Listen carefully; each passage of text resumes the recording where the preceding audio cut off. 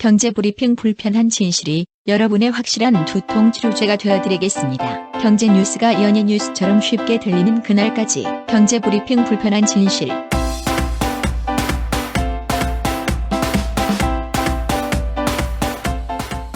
경제브리핑 불편한 진실 4월 28일 순서 시작하겠습니다. 제가 오늘 포탈 뉴스를 보다가 사회면에서 되게 감동적인 걸 봤어요. 제목이 뭐였냐면 부장판사가 소년범에게 실형 선고하며 책을 건넨 이유, 이렇게 돼 있어. 공부 좀 해라 그런 건가요? 아니 근데 두 가지가 좀 걸리잖아. 소년범? 네. 소년범한테 실형 선고 보통 안 하잖아요. 그렇죠. 그리고 방금 박 PD가 지적한 대로 책을 왜 건넸을까? 공부 좀 해란가? 아무튼 사연을 좀 읽어봤어요. 이렇게 돼 있더라고요. 26일, 그러니까 며칠 전이죠. 광주지법에서 박모군에 대한 항소심이 열렸었대요. 그런데 재판을 맡은 광주지법 형사 3부의 김영식 부장판사가요, 박군의 항소를 기각하고 장기 2년, 단기 1년 실형을 선고했대. 그런데 그 다음에 재미난 일이 벌어졌어요. 보통 땅땅땅 치고 끝나잖아. 네. 그러니까 박모군은 아마 고개를 푹 숙이고 나 이제 인생 조졌어 뭐 이러면서 들어갔을 텐데 갑자기 부장판사가 잡은 거야. 왜 잡았냐? 박군 옆에 있던 교도관한테 책을 건넸어요.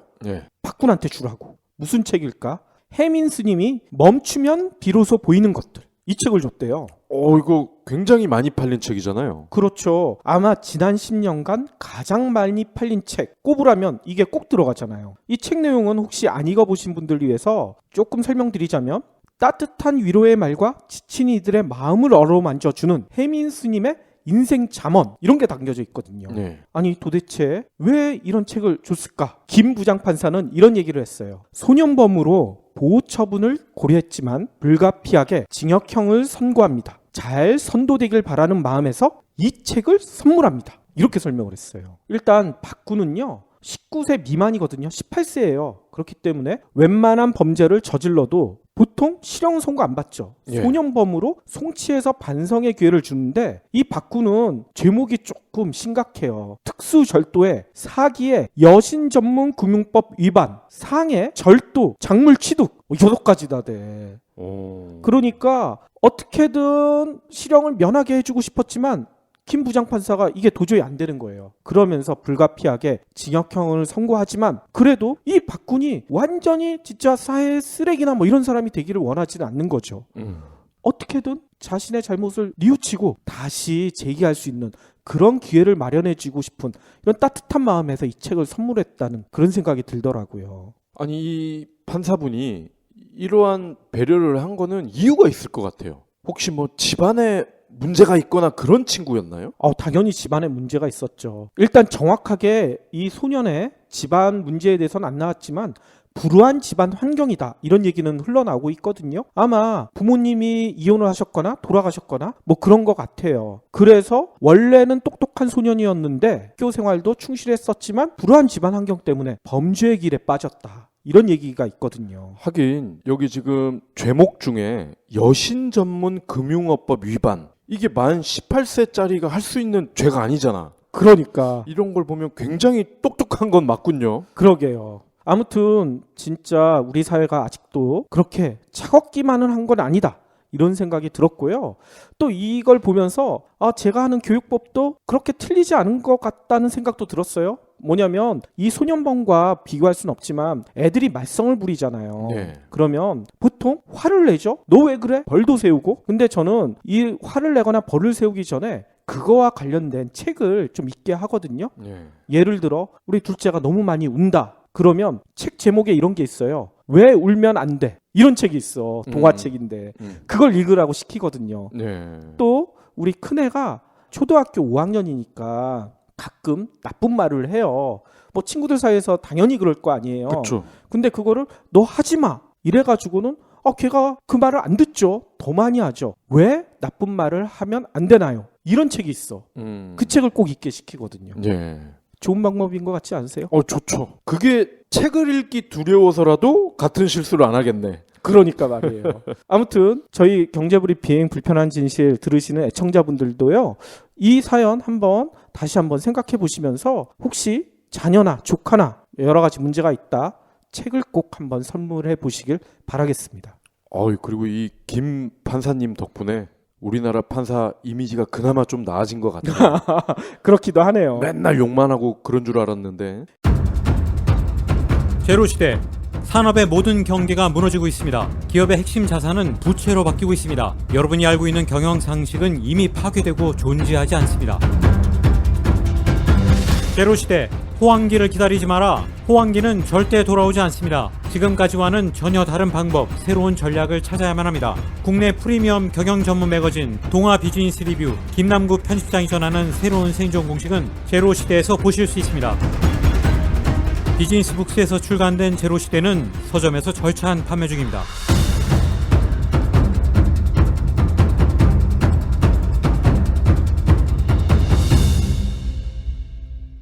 그러면 오늘 꼭 챙겨야 할 경제 브리핑.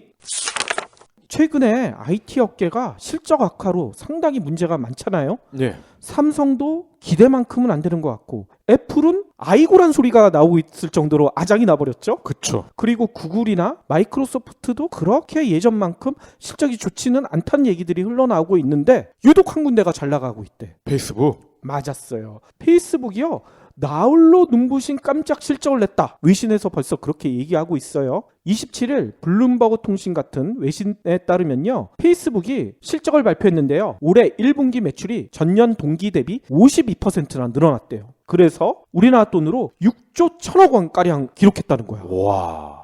인터넷 기업이잖아, 여기는. 그러니까 뭐 공장 있고 그런 게 아니잖아요. 근데 6조. 그렇죠. 와. 그것도 1년이 아니라 분기니까 3개월 만에. 대단하네요. 왜 이렇게 실적이 좋아졌을까? 이런 설명이 나와 있더라고요. 모바일과 비디오 광고가 엄청 빠르게 성장을 했대요. 6분기 만에 최대 폭으로 증가했다는 거예요. 예. 블룸버그가 조사한 시장 예측치는요, 모바일과 비디오 광고가 무려 52억 7천만 달러. 이거를 웃돌아 버렸대요. 모바일과 비디오 광고가 너무 빨리 성장했다. 굉장히 반가운데? 우리도 모바일 광고 하잖아. 그러니까 말이에요. 거기다가 이렇게 매출이 늘어나니까 순이익도 당연히 늘어났겠죠. 네. 순이익이 얼마냐면요, 우리나라 돈으로 1조 7천억 원. 와.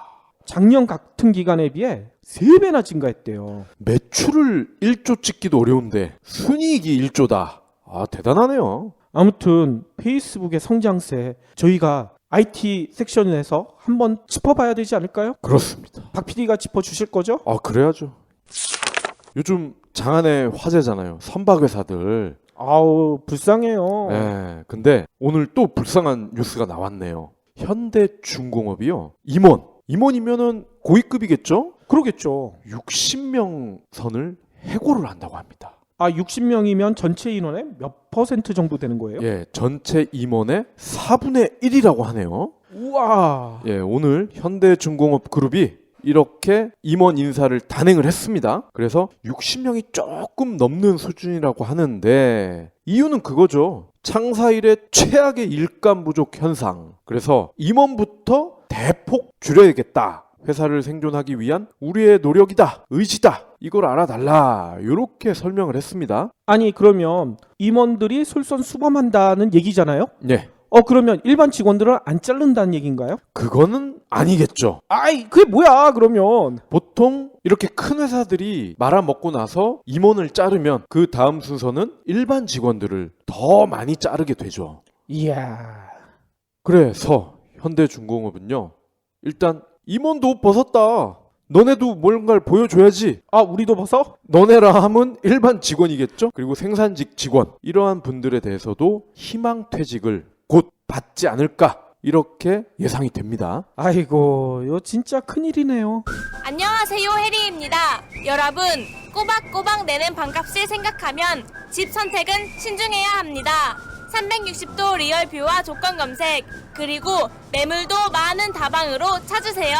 반값이 얼만데 볼 수 있는 건 다 봐야죠. 방 찾을 땐 다방.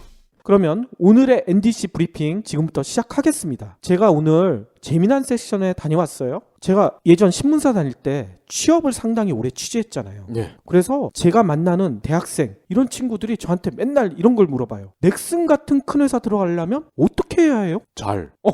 잘해야겠지. 근데 구체적으로 물어보는 거야. 뭐 공부해야 되는지, 어떤 기술이 필요한지. 근데 실은 제가 취업 담당을 했지만 이런 게임 쪽 기술을 모르잖아요. 그쵸. 제가 엔지니어 출신도 아니고 솔직히 대답해 줄 말이 없었어요. 박 PD 얘기처럼 잘해라, 열심히 해라 이런 얘기밖에 할 수가 없었던 거죠. 뭐 잘은 모르지만 C 언어 잘해야 될 걸? 이 정도? 그러니까 말이에요. 특히나 요즘에는 아까 저희가 브리핑에서 말씀드린 것처럼 조선업이 몰락하고 있죠. 해운업도 구조조정에 들어갔죠. 거의 국내 모든 산업 분야가 침체에 빠져 있잖아요. 근데 유독 잘 나가는 게 게임이잖아, 게임. 그래서 올해 들어서도 이런 질문을 수도 없이 많이 받았어요. 특히 게임은 여러분들 알고 계시는지 모르겠지만 우리나라 보통 한류란 얘기 하잖아요. 예. 한류 콘텐츠 수출의 절반을 차지하고 있어요. 영화나 K-팝보다 게임이 훨씬 많어. 그러고 보니까 우리가 이번 주말에 한류 콘텐츠 특집을 또 하잖아요. 그렇죠. 그때 요 얘기를 자세하게 드릴 거고요. 또 게임 업체 매출이 조 단위가 넘어가죠. 예. 그렇기 때문에 구직자들 사이에선 이런 얘기를 한대요. 공무원, 대기업, 그 다음에 게임.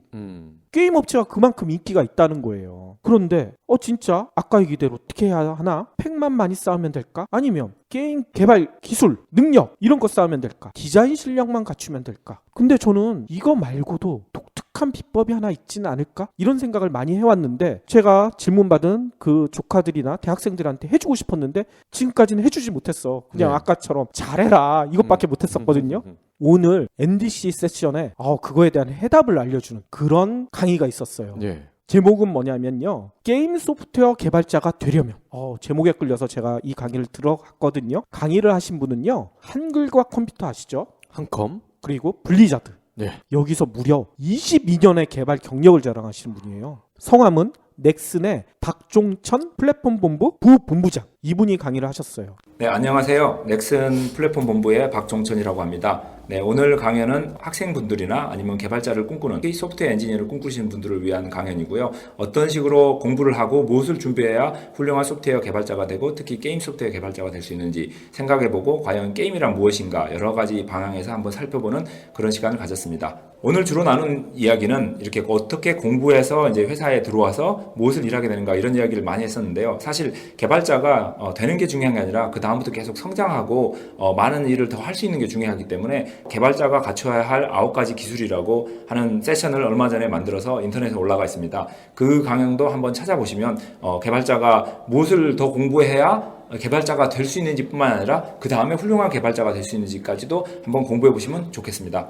저는 강의를 듣자마자 깜짝 놀랐어. 아까 얘기대로 게임 업체 들어가면 일단 스펙도 갖춰야 될 것 같고 게임 개발 능력도 갖춰야 될 것 같고 이렇게 생각을 했는데 부본부장이 얘기했던 비법은 저나 구직자들이 갖고 있는 상식을 완전히 깨놨어요. 박 부본부장은 일단 22년 경력이 있으니까 부본부장이니까 자기가 사람들을 뽑을 거 아니에요? 네. 게임 소프트웨어 개발자를 뽑을 때 딱 3가지를 살핀대. 뭐냐면 스마트, 근면, 심성. 아니 그러면 프로그램 개발 능력 뭐 이런 거 뭐예요? 그건 그 다음이라는 거예요. 어허. 왜 박 본부장이 이 3가지를 꼽았을까요? 일단 스마트는 이렇게 설명하더라고요. 새로운 기술을 얼마나 빠르게 배울 수 있느냐 이걸 본다는 거야. 예. 그리고 근면은 당연히 얼마나 부지런하느냐. 근데 여기까지는 게임 소프트웨어 개발자 되는데 좀 필요할 것 같잖아. 심성이 왜 필요하지? 좀 궁금하시죠? 박 본부장은 이렇게 설명을 해요. 마음이 착하지 않은 사람은 팀 프로젝트를 할 때 너무 힘들다는 거예요. 아무리 능력이 뛰어나도 전혀 도움이 되지 않는데. 근데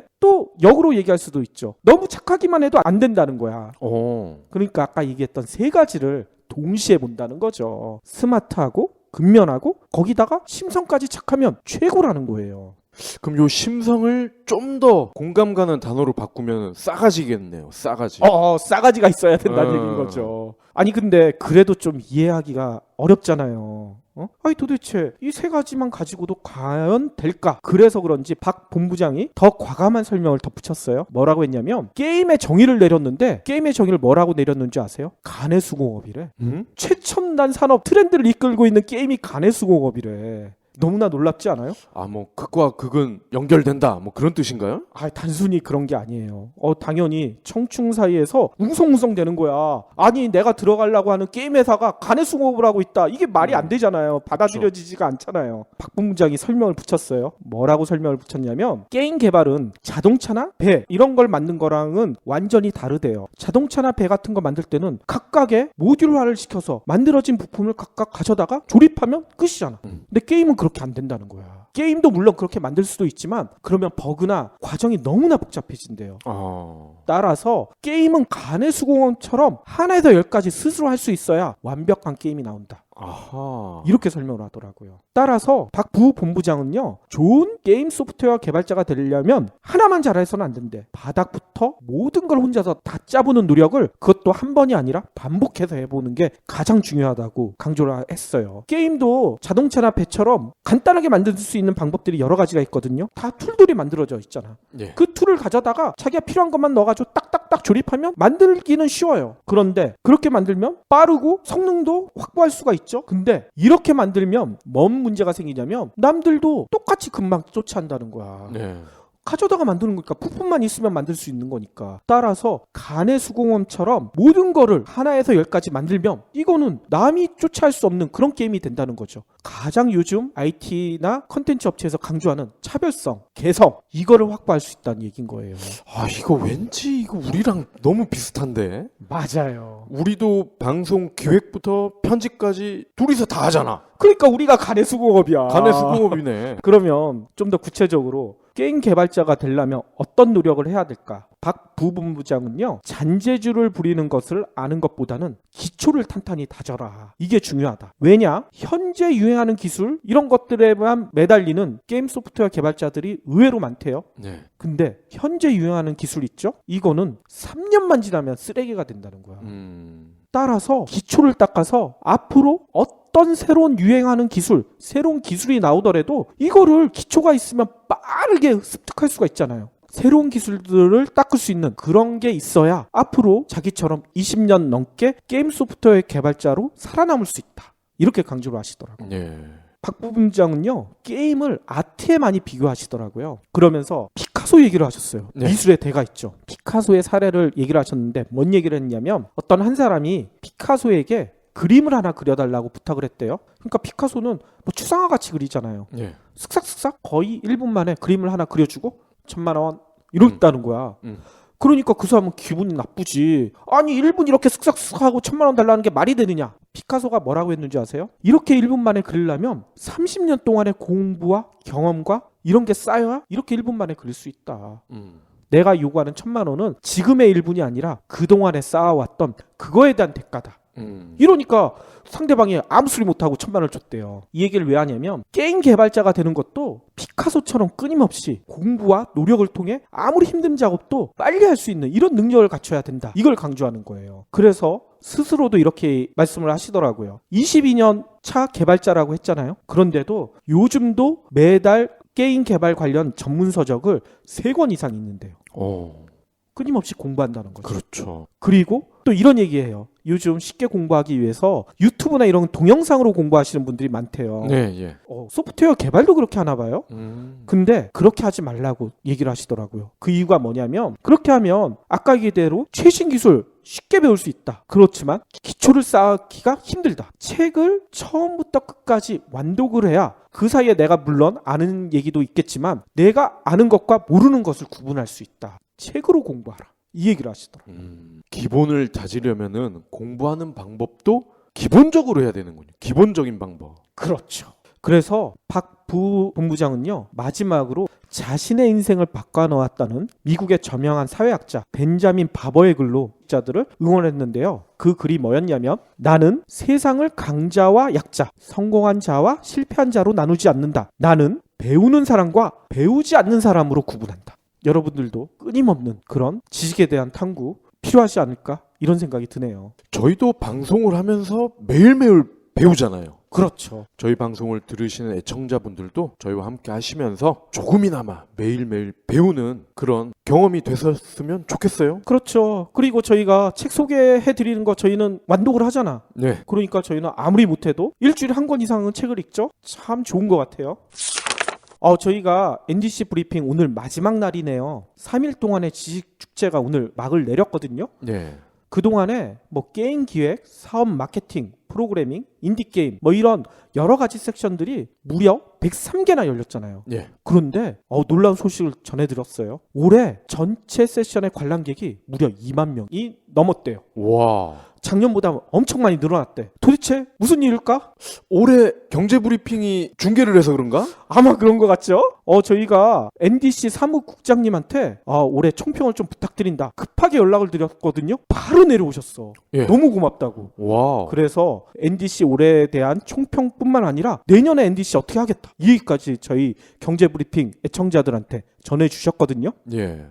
올해로 10주년을 맞은 넥슨 개발자 컨퍼런스 NDC에는 많은 분들이 관심을 가져주고 계시는데요. 특히 누적 참관객 수가 올해는 약 2만여 명 이상을 기록할 것 같고, 또 예년과 마찬가지로 게임 산업 종사자분들과 학생들이 많이 오는데, 군대에 있으면서 이제 휴가를 이용해서 NDC 기간 내내, 그러니까 휴가 기간 내내 NDC를 듣고 복귀하시는 분도 있으신 걸로 알고 있고요. 또 교수님들께서 학생들을 대동해서 함께 참석하시는 경우도 있고요. 그리고 그 시 공무원 분들이 또 오셔서 이런 쪽 산업에 대해서 알아가는 계기로 삼으시는 분들도 계시고요. 그 밖에도 외국인 참관객들도 일부 눈에 띄고 있어서 내년에는 이런 분들을 위해서 뭔가 또한 통역 서비스를 제공해야 되지 않을까라는 고민도 하고 있습니다. 또한 마찬가지로 이제 내년 이후의 행사에 대해서 어떻게 할 것인가에 대해서 여쭤보는 분도 많으신데요. 이 NDC는 우리 모두의 행사이기 때문에 참관객분들이 올해 남기신 설문 결과를 토대로 해서 또한 SNS상에서나 온라인상에서 나눠주신 피드백분들 그리고 질문사항들을 포함해서 좀 더 모두에게 도움될 수 있는 방향으로, 그래서 발표자분들도 유익하고 참관객분들도 즐거운 행사가 될 수 있도록 계속 노력하겠습니다. 감사합니다. 말씀을 들어보니까 일부 마니아만의 축제에서 이제는 대중적인 축제로 변했다. 이거잖아요. 그렇죠. 특히나 저희가 이렇게 브리핑으로 소개해드리니까 여러분들이 많이 가셨네요. 예. 그 중에 저희 경제브리핑 애청자분들이 상당수 있지 않을까, 저희는 그렇게 기대를 하고 있습니다. 예. 이참에 내년에는 더 멋있게, 그리고 저희도 더 깊이 있게 NDC 2017을 준비를 해보면 어떨까, 그런 기대를 해보는데요. 그렇죠. 올해처럼 브리핑이 아니라 아예 메인 섹션에 소개해도 되지 않을까, 이런 생각이 들었어요. 예. 기회가 되면요, 그러면 내년에도 경제브리핑과 함께 NDC를 깊이 있게 체험할 수 있는 그런 시간을 마련해 보도록 하겠습니다.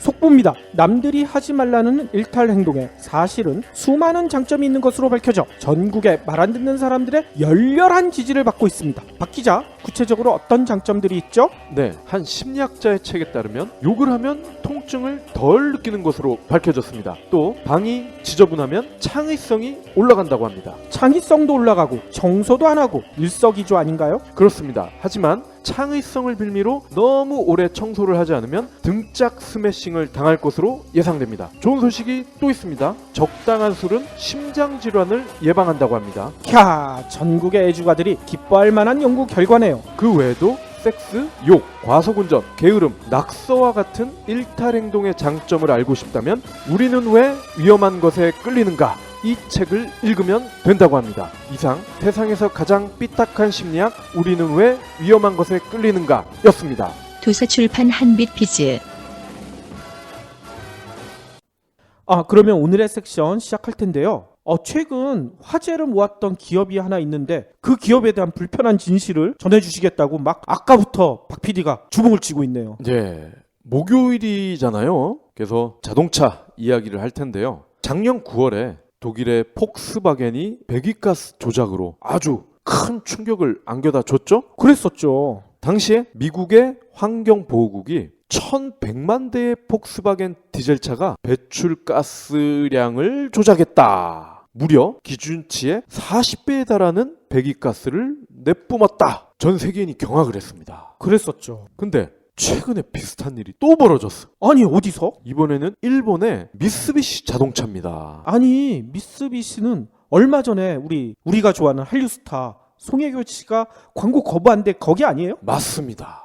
그 미쓰비시도 우리나라의 삼성처럼 여러 계열사가 있죠? 그렇죠. 예, 그 중에 미쓰비시 그룹의 자동차, 미쓰비시 자동차에 관한 얘기입니다. 아 송혜교 씨는 그러면 이런 일이 벌어질 줄 알고 그러신 거 아닐까? 아, 물론 이제 선견 지명이 있다 이렇게 얘기도 할 수 있지만 애초에 우리의 해교는 전범 기업이랑은 엮이기 싫어 이래서 계약을 안 한 거거든요. 그렇죠. 아니나 다를까 터지잖아 전범 기업. 그렇죠. 그 피가 어디 가겠어요. 예. 결론부터 말씀을 드리면요, 1991년 비교적 옛날이죠. 아니 91년이면 저 대학교 들어갈 텐데. 이때부터 무려 지금까지 그러니까 26년입니다. 26년 동안 연비를 조작해 왔다는 거야. 아니 26년을 연비를 조작했는데 이게 지금이야 밝혀진 거예요? 그동안에 조금씩은 밝혀졌어요. 근데 그거를 어거지로 무마를 해왔는데 최근에 26년 동안 연비를 속여왔다 고백을 한 거야. 그러니까 충격이 100배, 1000배로 커지는 거죠. 그러니까 이거 장난 아니네요. 보통은 한 번 조작을 하면 이게 정부나 감시 단체로부터 적발이 되면 사람들은 그렇게 생각할 거 아니야. 아니 저런 엄청난 부도덕 행위를 했어? 그러면 다음부터는 안 하겠지. 이렇게 생각하잖아요. 아 기업을 너무 착하게 본 거야. 절대 그렇지 않아요. 네. 근데 얘네는 몇 번 걸렸어. 그런데도 계속 이 짓을 해온 거예요. 그렇죠. 우리 어제 소개시켜드렸던 뭐 옥시 같은 데 봐봐요. 네. 걔네들 이거 그냥 지나가겠지 그러면서 계속 나쁜 짓 해왔잖아. 네. 그럼 연비 조작을 어떻게 했냐? 폭스바겐 같은 경우는 아주 영리하게 소프트웨어를 조작을 했잖아.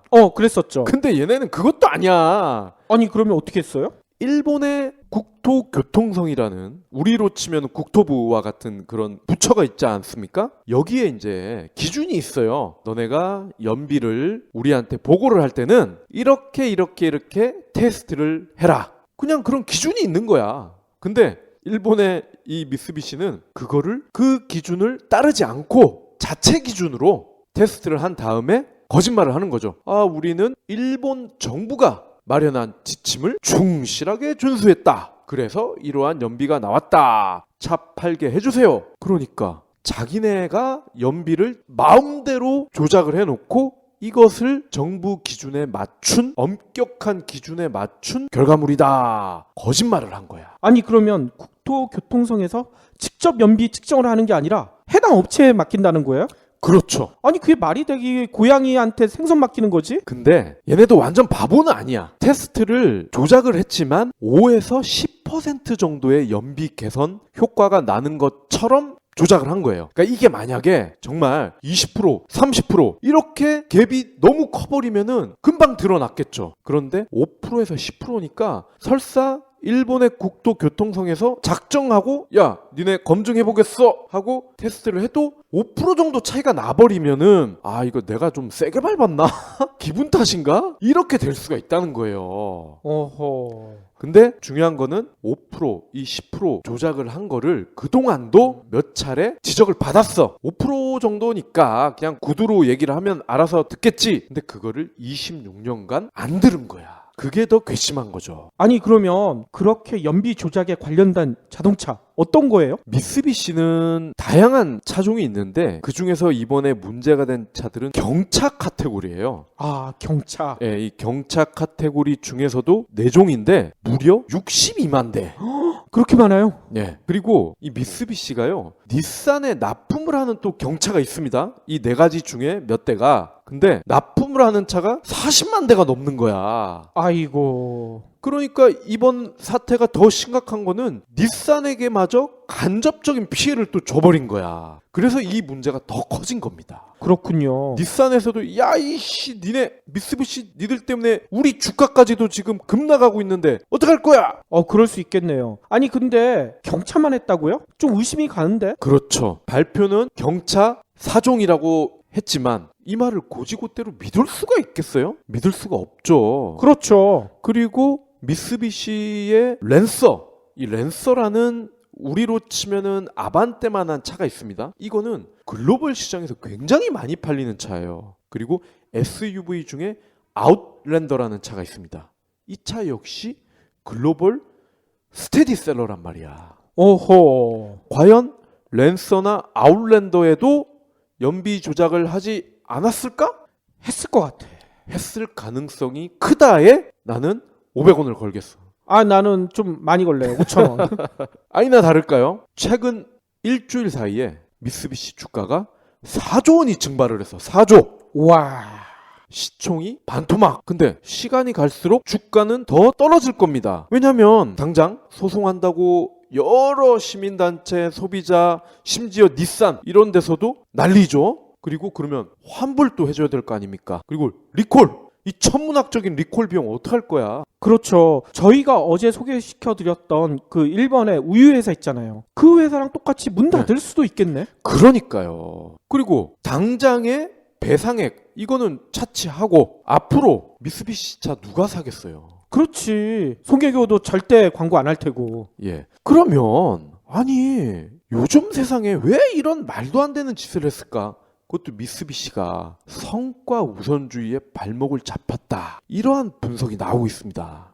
미쓰비시가요. 70년, 80년대만 해도 우리나라의 그 현대차 있잖아. 현대차를 지금의 현대차로 만든 게 바로 미쓰비시야. 그건 뭔 얘기예요? 현대차의 대표 모델 그랜저 있잖아. 아, 그랜저. 그리고 갤로퍼 기억나세요? 갤로퍼. 그건 단종되지 않았나요? 그쵸. 단종이 됐는데 다 미쓰비시 기술로 만든 차입니다. 아, 그래요? 현대차 자체 기술 아니었어요? 당연히 기술이 없죠. 우리 이 현대차는. 근데 그만큼 미쓰비시의 기술력 그리고 글로벌에서 갖는 신뢰 거의 지금의 혼다 닛산급이었단 말이에요. 아니, 그러면 현재는 어떻다는 얘기예요? 지금은요. 일본 내수 시장에서 6위. 일본 내에서도 6위입니다. 그리고 글로벌 시장에서도요. 북미, 유럽에서도 도요타, 혼다, 닛산 이건 말할 것도 없고 스즈키 이런 회사들보다도 떨어집니다. 아니, 스즈키는 오토바이 만드는 데 아니에요? 외국에 가면요. 이 스즈키의 경차가 굉장히 많이 돌아다닙니다. 오호, 그래요? 예. 실제로 이 스즈키 경차들은요. 리터당 31km. 연비가 그렇게 좋다고요? 대단하죠. 아, 이것도 조작한 거 아니야? 근데 아직까지는 조작이 안 된 것 같아요, 얘네는. 아직까지는. 예. 그러니까 이 지금 차가 너무 안 팔린다. 결론은 그겁니다. 그리고 우리나라에도요. 몇 년 전까지만 해도 미쓰비시가 있었어요. 근데 한국 사람들이 안 사. 미쓰비시 차를. 그랬더니 얘네가 바로 철수를 했어. 아, 그랬어요? 근데 미쓰비시가요. 그래도 나름 일본을 대표하는 브랜드예요. 미쓰비시 중공업 아시죠? 이름은 들어봤는데 아주 기분 나쁜 회사 아니에요. 2차 세계대전 당시에 이 미쓰비시 중공업이 히로이토 1왕 있잖아. 1왕.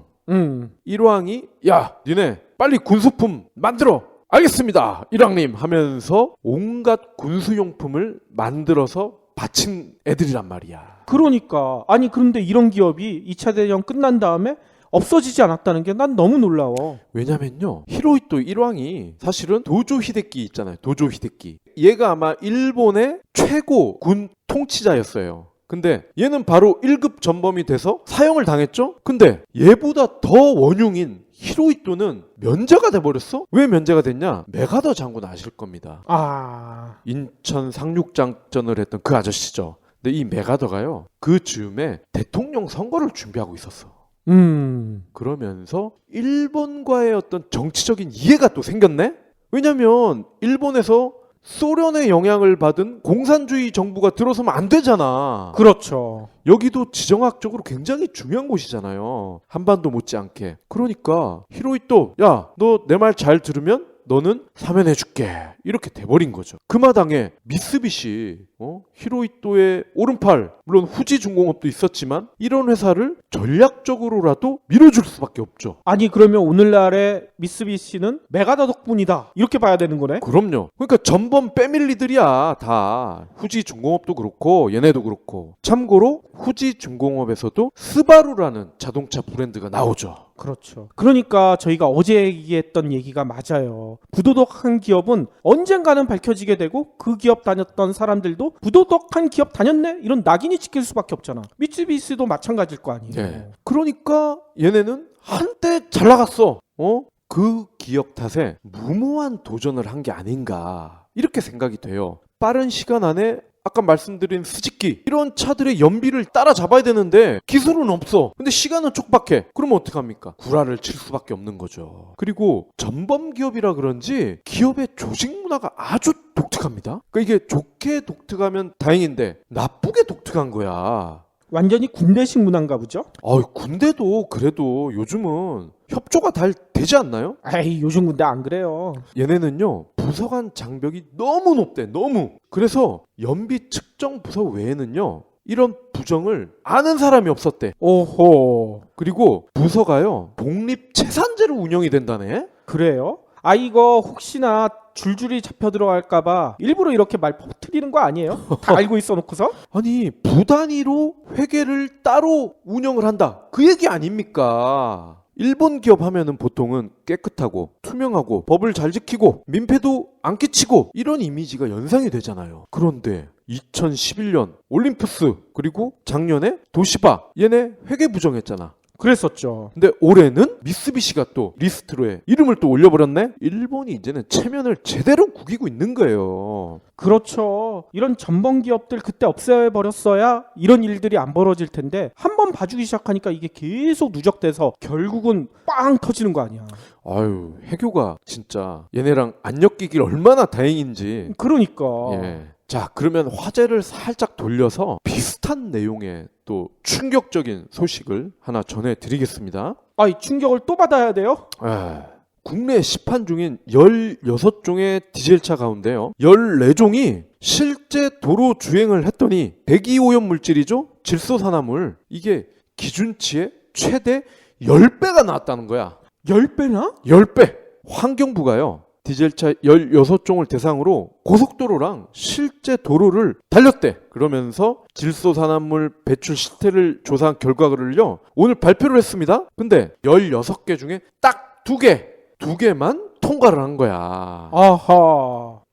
누가 통과했나 좀 궁금하지 않으세요? 그러니까 어느 걸 물어봐야 돼요? 통과한 걸 물어봐야 되나? 통과 못한 걸 물어봐야 되나? 일단 통과한 거를 말하는 게 빨라. 2개밖에 없기 때문에 BMW의 520D 그리고 랜드로버 레인지로버의 이보크 딱 2개야. 오호. 예. 근데 다 이거는 외국 차고. 그렇죠. 그러면 14개는 어느 놈이냐? 이거 너무 많아가지고 이거 닛산의 캐시카이, 현대 소나타, 기아 스포티지, 한국 GM 트랙스, 르노 삼성 QM3, 쌍용 티볼리, 폭스바겐 투아랭, 벤츠 E20, 푸조 3008, 포드 포커스. 이거 한 번에 갔어. 또. 무슨 랩하는 거예요? 저는 이렇게 말을 빨리 할 수가 있습니다, 원래.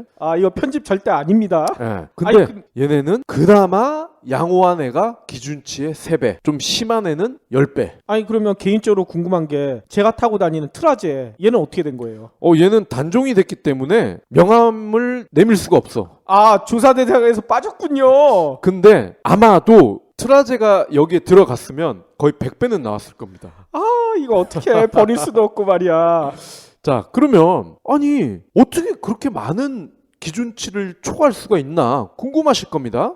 일단 이 제조사에서 발표를 하는 건요 실험실 조건입니다. 쉽게 말씀드려서 실험실 조건이에요. 근데 정부가 내건 조건은 조금 더 엄격하죠. 그러니까 실험실에서 테스트를 하면 제가 그때 말씀드렸잖아요. 좌석도 떼고 이것도 떼고 다 뗀다. 그러니까 에어컨은 당연히 안 틀고 아무리 추워도 히터 안 튼다. 이러한 말도 안 되는 조건, 그게 실험실 조건이거든요. 근데 이번에 달린 거는 도로 조건이야. 도로 조건. 그래서 이렇게 많이 나온 측면도 있고요. 그러니까 저는 아예 그런 실험실 조건의 실험을 왜 하는지 모르겠어. 음. 그렇게 달리는 사람이 아무도 없잖아. 그러니까 그만큼 여태까지는 현대차 정몽구 아저씨가 로비를 잘했다는 거지. 그 외에는 설명이 안 돼요. 그런데 다행히도 실도로 조건 기준으로 내년 9월부터 바뀝니다. 이제는. 이젠 실험실에서 실험을 못 하는군요. 예. 그러니까 앞으로는 디젤차를 만들어서 팔려면은 이 조건을 만족시키는 기술력을 확보를 하거나 아예 팔지 말아야 되는 겁니다.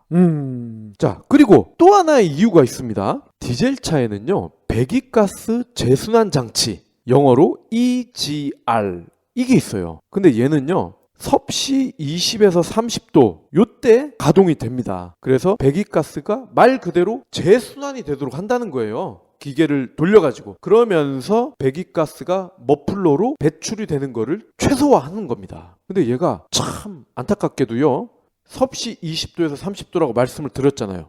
이 온도를 벗어나잖아? 그러면 얘가 작동을 안 해. 아니 20도에서 30도에서 벗어나면 보통 봄, 가을 뭐 네. 이럴 때 겨울 어떻게 하란 얘기예요? 그리고 상식적으로 한번 생각을 해보세요. 차가 오랫동안 달린다. 그럼 온도가 올라가지 않겠어요? 아무래도? 아 당연하지. 그리고 머플러 온도도 상식적으로 우리가 거기다 손을 한번 대본다고 생각해보세요. 손이 멀쩡할까? 아유 바로 딜 거 아니에요. 그러면 이게 30도보다는 높다. 이건 바보도 알 거 아니야. 그러면은 달리는 순간에는 일정 시간이 지나면은 당연히 이 온도를 넘는다는 얘기예요. 그리고 에어컨을 튼다든지 급가속, 급정지 이러한 행위를 우리가 도로에서는 심심찮게 하잖아요. 그렇죠. 그럴 때 얘가 멈춰버리는 거야. 그러니까 배출가스가 기준치의 10배 이상 이렇게 나오는 겁니다. 아이고. 작년 경제브리핑 불편한 진실에서요, 디젤차의 불편한 진실을 한번 고발을 했었죠.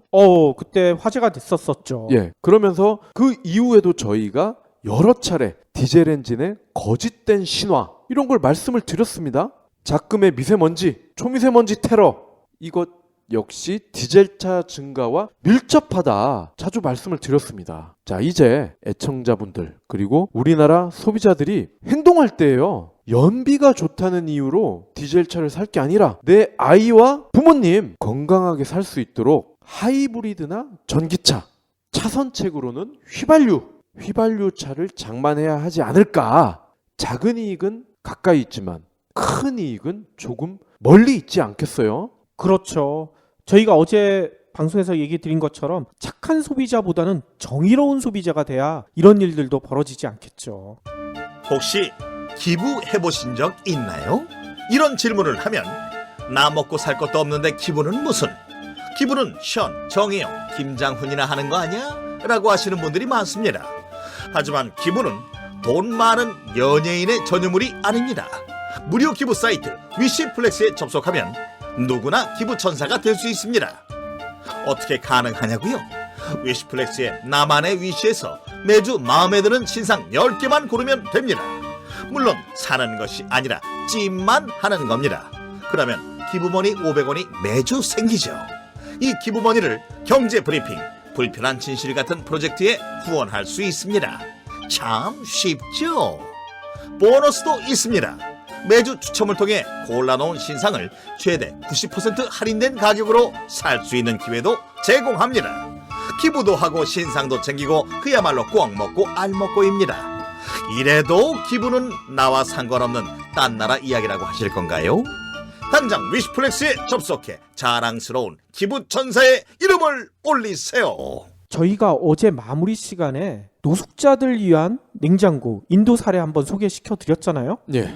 이거 소개시켜 드리면서도 그 얘기 했었죠. 과연 이게 우리나라에서 될까? 우리나라는 바로 그 냉장고 망가질 것이다. 벌써 댓글 남겨놓으신 분이 있네요. 한국에 그런 냉장고 만들면 음식물 쓰레기 처리장으로 한 달 안에 작살난다. 이렇게 댓글을 남겨놓으신 분이 계시더라고요.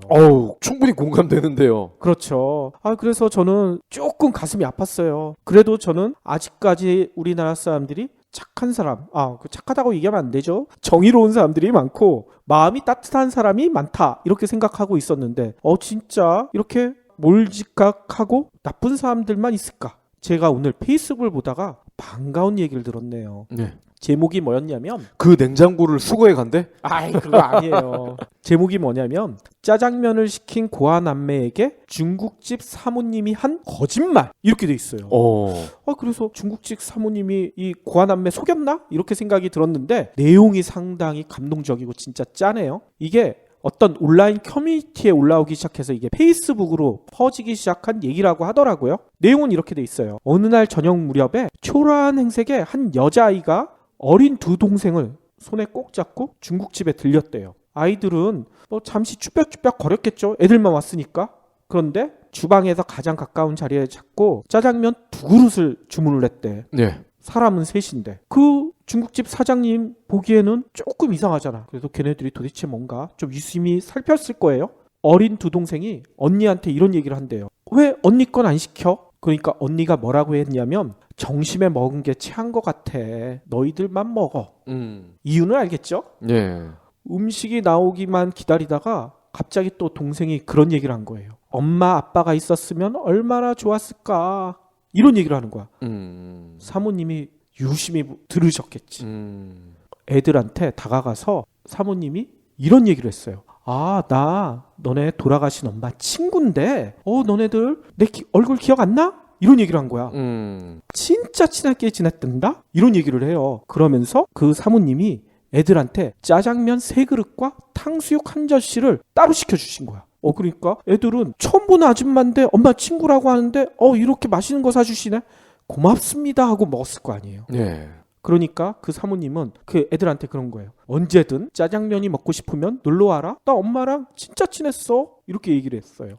이것도 어디서 많이 들은 건데 이거 우리 저 시그널에 나오잖아. 너 오므라이스 먹고 싶으면 언제든지 여기 와서 먹어. 맞아요. 조진웅이 아역 이재훈 역할한테 그렇게 얘기를 하죠. 그러면 이 사모님이 돌아가신 엄마의 화신인가? 나중에 애들이 돌아간 다음에 중국집 사장님인 남편이 아내한테 물어봤어요. 도대체 누구 집 애들이야? 묻자 그 사모님이 그제서야 이제 진실을 밝힌 거죠. 사실은 모르는 애들이야. 근데 엄마 아빠 없는 애들이 음식을 그냥 주면 상처 입을 거 아니야. 그래서 내가 그냥 엄마 친구라고 했어. 진짜 감동적이지 않으세요? 네. 물론 이런 사장님이 대부분인 건 아니겠죠. 진짜 드무시겠지만 아직도 우리 사회에 이렇게 따뜻한 분들이 곳곳에 활동하고 계시고 저희 사회를 더욱 더 활기차게 만들어 주신다고 저는 믿고 싶습니다. 실은 이 커뮤니티에 이런 댓글도 있어요. 이거 누가 꾸며낸 얘기 아니야? 물론 이게 꾸며낸 얘기일 수도 있어요. 이게 뭐 어디에서 기사화된 것도 아니고 그렇지만 저는 이게 사실이라고 믿고 싶어요. 그리고 저는 이 얘기가 사실이라고 믿는 이유가 있어요. 네. 뭐냐면 저희 경제브리핑 불편한 진실 도와주신 분들이 의외로 많잖아요. 네. 위시플렉스를 통해서도 많이 도와주시고 후원 계좌를 통해서도 도와주시고 이렇게 숨어서 저희를 응원해 주신 분들이 이렇게 많은 거 보면 이런 중국집 사모님 분명히 계실 것 같아요. 맞습니다. 위시플렉스로 후원해 주시는 분들이 어느덧 1,400분 정도 되시고요. 1,400분이나 돼요? 네. 그리고 저희 계좌로 또 후원해 주시는 분들도 계속 이어지고 있는데요. 이번 주에도 강혜숙님, 블루밍 컴퍼니님 이분들은 예전에도 후원을 해주셨던 분이거든요. 근데 또 해주셨어요. 그리고 최보윤님도 후원에 참여를 해주셨습니다. 정말 감사드립니다. 진짜 이것만 봐도 우리 사회가 아직은 따뜻하다. 충분히 얘기할 수 있지 않겠어요? 그러면 혹시 이 중국집이 어딘지 아시는 분들은 저희한테 좀 알려주세요. 뭐 하려고요? 이 집 가서 곱빼기 시켜 먹게. 겨우 곱빼기야?